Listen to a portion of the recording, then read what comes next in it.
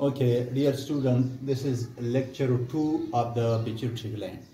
In the lecture 1, we have discussed about various characteristics of the pituitary gland. Today, we will discuss the hormones of the anterior lobe of the pituitary gland. As we have already discussed that anterior lobe of pituitary gland secrete about 9 hormones, about 6 hormones, and out of the 6, 4 hormones are tropic hormone. So those hormones which regulate, which control the secretion of other endocrine glands are known as tropic hormones, and due to those tropic hormone, anterior lobe of the pituitary gland is known as master gland of the body. So the first hormone we will discuss of the anterior lobe of pituitary gland is growth hormone. Growth hormone is also known as somatotropic hormone, or this is also known as somatostatin.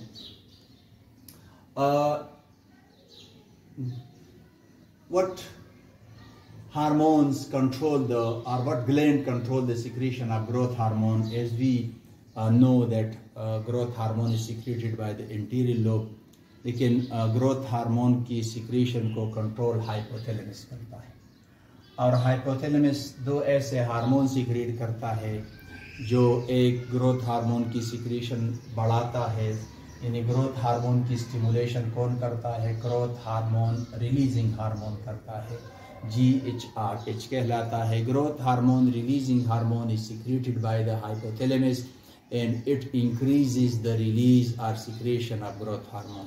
जबकि growth hormone की secretion को inhibit कौन करता है, कम कौन करता है, stop कौन करता है?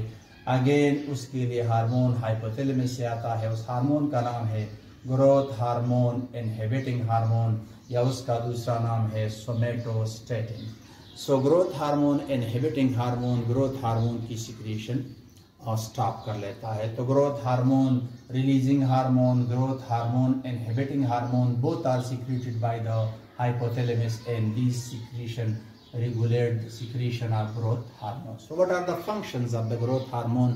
जैसा कि नाम से जाहिर है इन इसका काम ग्रोथ के साथ है, तो ये किस तरह ग्रोथ को स्टिमुलेट करता है? So it stimulate the growth and development of all body parts. ये बॉडी के सारे पार्ट्स के ग्रोथ और डेवलपमेंट को स्टिमुलेट करता है, बढ़ाता है, एनहांस करता है। खास तौर पर particularly skeleton and skeletal muscles, खास तौर पर स्केलेटन यानी बोन्स, कार्टिलेज वगैरह और स्केलेटल मसल के ग्रोथ की इंक्रीज करने में ग्रोथ हार्मोन का बहुत अहम रोल है। और ये ग्रोथ को कब स्टिमुलेट करता है? ड्यूरिंग चाइल्डहुड एंड एडोलेसेंस, यानी बलूगत से पहले, बालिग होने से पहले, एडल्ट होने से पहले। जब इंडिविजुअल एडल्ट होता है तब उसकी बॉडी अपना ग्रोथ एक खास लेवल के बाद, एक खास एज के बाद स्टॉप कर लेता है, कंप्लीट कर लेता है, उसके बाद ग्रोथ नहीं होती। तो उससे पहले ग्रोथ हार्मोन स्केलेटन और स्केलेटल मसल के ग्रोथ को बढ़ाता है। दूसरा किस तरह बढ़ाता है कि ये सेल के डिवीजन को बढ़ाता है। It stimulate cell division as well as the growth of the cell. तो एक तो सेल के नंबर बढ़ जाते हैं, दूसरा हर सेल का साइज बढ़ता है। सो नंबर और साइज बढ़ने से इंडिविजुअल का ग्रोथ, इंडिविजुअल के बॉडी का साइज बढ़ जाता है। इसके अलावा जो ग्रोथ हार्मोन है it stimulate the uptake of amino acids into the cells. ये सेलों को स्टिमुलेट करता है कि वो अमाइनो एसिड अपटेक कर ले, and those amino acid are used for the synthesis of protein. So it increases the rate of protein synthesis. यानी अमाइनो एसिड की अपटेक बढ़ाकर रेट ऑफ प्रोटीन सिंथेसिस बढ़ा लेता है। इसके अलावा ग्रोथ हार्मोन स्टिमुलेट करता है the conversion of glycogen into glucose. You can say stimulate glycogenolysis. इसके अलावा ग्रोथ हार्मोन स्टिमुलेट करता है रिपेयर्स ऑफ द टिश्यूज और repairs of the damage and replacement of the tissues and cell. जो cell damage हो जाए उसको replace करने में इसका रोल होता है। ग्रोथ हार्मोन का एक अहम काम ग्लूकोन्यूजेनेसिस भी है कि ये स्टिमुलेट करता है ग्लूकोन्यूजेनेसिस इन लिवर। एंड ग्लूकोन्यूजेनेसिस हम उस प्रोसेस को कहते हैं जिसमें ग्लूकोज बनता है फ्रॉम नॉन कार्बोहाइड्रेट सोर्स, यानी फैटी एसिड से बनता है, और इसके अलावा अमाइनो एसिड से बनता है। अब ये तो इनके नॉर्मल फंक्शन है। एबनॉर्मेलिटीज़ क्या होते हैं, ग्रोथ हार्मोन की एबनॉर्मेलिटीज़ क्या होगी? तो दो किस्म की एबनॉर्मेलिटी हो सकती है, low secretion of the growth hormone या less secretion of the growth hormone या hypo secretion of the growth hormone, और दूसरा over secretion of the growth hormone है या hyper secretion of the growth hormone है या एक्सेसिव सिक्रीशन और increase secretion of the growth hormone है। अब हम आते हैं लो सिक्रीशन की तरफ।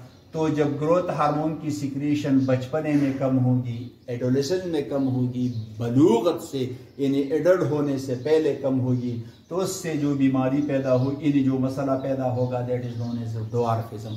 ड्वार्फिज्म पस्त कद को कहते हैं। ड्वार्फिज्म ऐसी कंडीशन है जिसमें इंडिविजुअल के बॉडी का साइज छोटा रह जाता है। A condition in which the individual having a short stature. लेकिन इंडिविजुअल का कद तो छोटा होगा, लेकिन इंडिविजुअल के मेंटल ग्रोथ, ब्रेन के ग्रोथ और उसका इंटेलिजेंट क्वेश्चन IQ जो होगा वो नॉर्मल रहेगा। इसी तरह अगर ग्रोथ हार्मोन की सिक्रीशन जवानी के बाद कम हो जाए, एडल्टहुड में कम हो जाए, यानी जब वो ग्रोथ अटेन कर ले उसके बाद कम हो जाए, तो जाहिर बात है यहाँ हमने इसका एक फंक्शन पढ़ा था कि it stimulate the rate of protein synthesis. तो जब जवानी के बाद इसकी सिक्रीशन कम होगी तो decrease rate of protein synthesis, protein के सिंथेसिस का रेट कम होगा। या इस तरह हमने यहाँ पढ़ा था कि ये ग्लूकोन्यूजेनेसिस को स्टिमुलेट करता है, तो वो फिनोमेना थोड़ा सा कम होगा। या हमने एक और प्रोसेस पढ़ा था कि ये टिश्यू रिपेयर या जहाँ जहाँ डैमेज होता है उस रिपेयर में थोड़ा सा रोल प्ले करता है, तो उसमें मसला आ जाएगा जवानी के बाद। इसी तरह अगर ग्रोथ हार्मोन की सिक्रीशन बढ़ जाए, अब बचपने में बढ़ जाए तो कौन सा मसला होगा और जवानी में बढ़ जाए तो कौन सा मसला होगा? बचपने में अगर ग्रोथ हार्मोन्स की सिक्रीशन नॉर्मल से बढ़ जाए तो जो कंडीशन पैदा होगी उस कंडीशन को कहते हैं जाइजेंटिज्म। जाइजेंटिज्म ऐसी एक कंडीशन है जिसमें इंडिविजुअल के सारे बॉडी पार्ट्स इक्वल प्रोपोर्शन में एक्सेसिव ग्रोथ करते हैं और इंडिविजुअल दिखामत बनता है, जाइजेंटिक इंडिविजुअल बनता है। सारे बॉडी पार्ट्स इक्वली ग्रो करते हैं लेकिन बहुत ज्यादा साइज में इनॉर्मस इंक्रीज आता है। अब अगर ग्रोथ हार्मोन की सिक्रीशन जवानी के बाद कम हो जाए, बढ़ जाए, नॉर्मल से बढ़ जाए, तो जवानी पर तो इंडिविजुअल एक खास एज के बाद अपना मैक्सिमम साइज अटेन करता है। जवानी के बाद बॉडी के आर्गन के या साइज में, बोन वगैरह के साइज में इंक्रीज नहीं होता। लेकिन अगर जवानी के बाद ग्रोथ हार्मोन की सिक्रीशन बढ़ जाए तो उससे जो कंडीशन पैदा होती है वो कंडीशन कहलाती है एक्रोमेगेली, ACROMEGALY। एक्रोमेगेली ऐसी एक कंडीशन है जिसमें इंडिविजुअल के पार्टिकुलरली जो लॉन्ग बोन होते हैं, long bone of the leg है, long bone of the arm है, या इसके अलावा उसके जो लोअर जा का बोन है वो एक्सेसिवली बढ़ जाता है और बोन की थिकनेस बढ़ जाती है, बाकी बॉडी पार्ट्स साइज में नहीं बढ़ते, तो इंडिविजुअल ऐसी कंडीशन कहलाती है एक्रोमेगेली। और इसमें इंडिविजुअल की अपीयरेंस गोरिल्ला लाइक अपीयरेंस उसकी आती है, तो that condition is known as acromegaly. Okay, हम आगे कंटिन्यू करते हैं hormones of the anterior lobe. तो दूसरा हार्मोन थायराइड स्टिमुलेटिंग हार्मोन है, which is also known as और एब्रिविएटेड एज TSH। ये TSH you know this is secreted by the anterior lobe, लेकिन TSH की सिक्रीशन कौन कंट्रोल करता है? TSH की सिक्रीशन हाइपोथैलेमस कंट्रोल करता है। और हाइपोथैलेमस किस हार्मोन के जरिए से TSH की सिक्रीशन कंट्रोल करता है? हाइपोथैलेमस एक हार्मोन सिक्रीट करता है जिसका नाम है थायरोट्रोपिन रिलीजिंग फैक्टर, TRF कहलाता है। तो TRF stimulate the secretion of TSH। So TRF is secreted by the hypothalamus. अब TSH के कौन कौन से फंक्शन है? TSH stimulate the growth of thyroid gland. Number 1, एक थायराइड ग्लैंड के ग्रोथ को स्टिमुलेट करता है। एक जहन में बात रख ले कि बहुत सारे ऑर्गन्स के ग्रोथ को कंट्रोल करने में ग्रोथ हार्मोन का रोल है, लेकिन बहुत सारे एंडोक्राइन ग्लैंड के कंट्रोल करने में उनके या पिट्यूटरी ग्लैंड के कुछ हार्मोन का रोल है। सो TSH एक तो थायराइड ग्लैंड की ग्रोथ को स्टिमुलेट करता है और दूसरा ये स्टिमुलेट करता है secretion of thyroid gland. Thyroid gland जो हार्मोन सिक्रीट करता है, थायराइड हार्मोन्स, इनको हम कहते हैं T3 और T4, try iodothyronine and tetra iodothyronine, और टेट्रा आयोडोथायरोनिन का दूसरा नाम थायरोक्सिन है।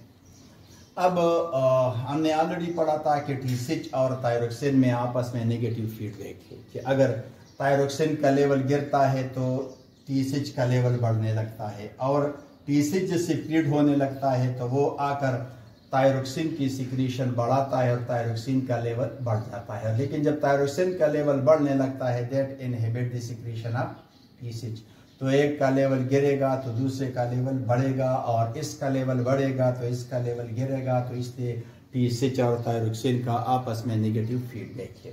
तीसरा hormone interior lobe of pituitary gland का एड्रीनोकॉर्टिकोट्रोपिक हार्मोन है, which is also known as ACTH। लेकिन ACTH की सिक्रीशन कौन कंट्रोल करता है? अगेन ACTH की secretion is controlled by the hypothalamus, और इस दफा हाइपोथैलेमस ACTH की सिक्रीशन कंट्रोल करता है थ्रू एड्रीनोकॉर्टिकोट्रोपिन रिलीजिंग फैक्टर, या simply this is known as corticotropin releasing factor, CRF कहलाता है। अब T6 के कौन से फंक्शंस है? T6 stimulate the growth of adrenal cortex. हमारे किडनी के ऊपर एक ग्लैंड होता है जिसका नाम एड्रीनल ग्लैंड है। अगर उसका हम क्रॉस सेक्शनल काटे तो उसका आउटर पार्ट एड्रीनल कॉर्टेक्स और उसका इनर पार्ट एड्रीनल मेडुला कहलाता है। तो ये एड्रीनल कॉर्टेक्स के ग्रोथ को स्टिमुलेट करता है, as well as it also stimulate the secretion of adrenal cortex. तो एड्रीनल कॉर्टेक्स जितने हार्मोन सिक्रीट करता है, अबाउट 50 लगभग हार्मोन वो सिक्रीट करता है, उन सिक्रीशन को कंट्रोल करने में T6 का रोल है। फिर चौथा हार्मोन है इंटीरियर लोब का prolactin, which is also known as luteotropic hormone. तो अगेन प्रोलेक्टिन की सिक्रीशन कौन कंट्रोल करता है? प्रोलेक्टिन की सिक्रीशन भी control is under the control of hypothalamus, लेकिन इस दफा हाइपोथैलेमस इसको कुछ और हार्मोन की मदद से सिक्रीट कंट्रोल करता है, prolactin releasing hormone PRH। Prolactin releasing hormone is secreted by the hypothalamus, it stimulate the release of prolactin. and prolactin inhibiting hormone PIH, prolactin inhibiting hormone, this stop the secretion, this decrease the secretion of prolactin। अब prolactin के functions कौन कौन से हैं? Female में इसका काम किया है, फीमेल में it stimulate the growth of breast और growth of memory gland during pregnancy and lactation after birth. यानी जब प्रेगनेंसी के दौरान और जब पैदाइश के बाद, बच्चे के पैदाइश के बाद मदर बच्चे को मिल्क देती रहती है, तो ये उस वक़्त और प्रेगनेंसी के दौरान दोनों औकात में ये मदर के ब्रेस्ट या मेमोरी ग्लैंड के साइज को बढ़ाने में रोल प्ले करता है। तो इसलिए प्रोलेक्टिन को कहते हैं hormone of maternity, hormone of maternity भी ये कहलाता है। दूसरा काम इसका ये है कि स्टिमुलेट द कार्पस लूटियम। आगे हम पढ़ेंगे कि फीमेल के ओवरी में फॉलिकल सेल होते हैं, जब वो मैच्योर होते हैं उनको फिर ग्राफियन फॉलिकल कहते हैं, और ग्राफियन फॉलिकल से जब एग रिलीज होता है तो उनका कलर येलो हो जाता है। फिर उन ग्राफियन फॉलिकल जिनसे एग निकल जाए और जिनका कलर येलो हो जाए उनको कहते हैं कार्पस लूटियम, और कार्पस लूटियम फिर हार्मोन सीक्रेट करता है प्रोजेस्टेरोन। तो आप कह सकते हैं ये स्टिमुलेट करता है कार्पस लूटियम की को सीक्रेट कर ले प्रोजेस्टेरोन हार्मोन को। प्रोजेस्टेरोन हार्मोन के फंक्शंस हम पढ़ेंगे। It inhibit the menstrual cycle, ये फीमेल के रिप्रोडक्टिव साइकिल को इनहिबिट करता है इन लैक्टेटिंग वुमेन। इन लैक्टेटिंग वुमेन जब तक पैदाइश के बाद मदर बच्चे को मिल्क पिलाती है, तब जब तक वो बच्चे को मिल्क पिलाती रहेगी तब तक मेंस्ट्रुअल साइकिल को इनहिबिट करने में इस प्रोलेक्टिन का रोल है। मेल में अगर प्रोलेक्टिन की बहुत ज्यादा सिक्रीशन हो जाए तो इट इनहिबिट बहुत ज्यादा सिक्रीशन ऑफ प्रोलेक्टिन इनहिबिट करता है टेस्टोस्टेरोन या एंड्रोजन की सिक्रीशन को, और एंड्रोजन की सिक्रीशन की कमी से स्टेरिलिटी आती है। तो आप कह सकते हैं PRH की बहुत ज्यादा सिक्रीशन से मेल स्टीराइल हो सकता है। इंशाल्लाह नेक्स्ट लेक्चर में हम पढ़ेंगे वो इंटीरियर लोब के बाकी हार्मोन और पोस्टीरियर लोब और इंटरमीडिएट लोब के हार्मोन, इंशाल्लाह थर्ड लेक्चर में पढ़ेंगे।